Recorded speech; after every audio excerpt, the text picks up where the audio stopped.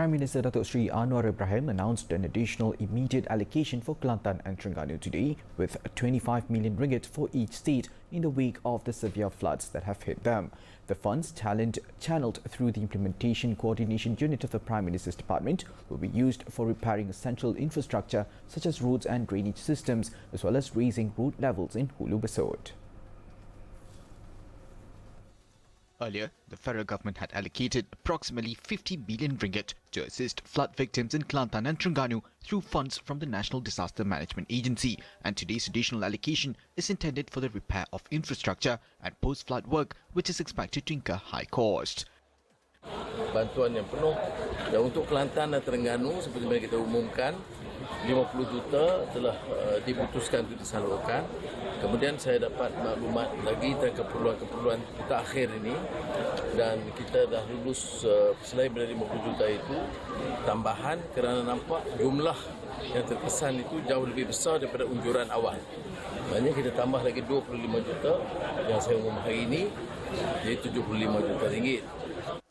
He made the announcement after visiting flood victims at the temporary evacuation centre at Sekolah Kebangsaan Kampung Telaga Papan Setiu, which currently houses over 260 evacuees. The Prime Minister arrived at Sultan Mahmud International Airport, Kuala Terengganu this morning to personally assess the current flood situation in the state. He then visited the temporary relief centre at Sekolah Kebangsaan Telaga Papan Setiu before proceeding to another PPS at Sekolah Kebangsaan Mangkok Setiu.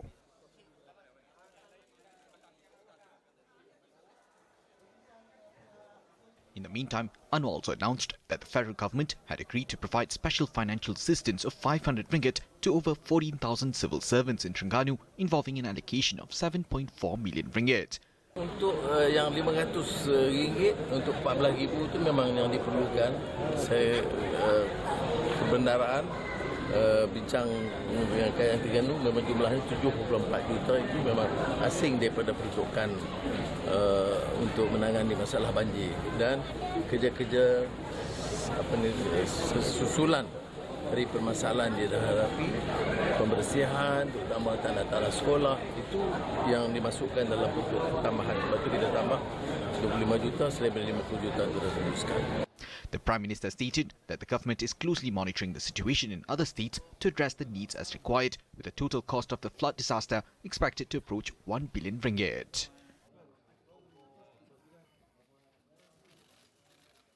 Meanwhile, Anwar said there is no need to declare an emergency despite the increasingly serious flood situation, especially in Kelantan and Terengganu.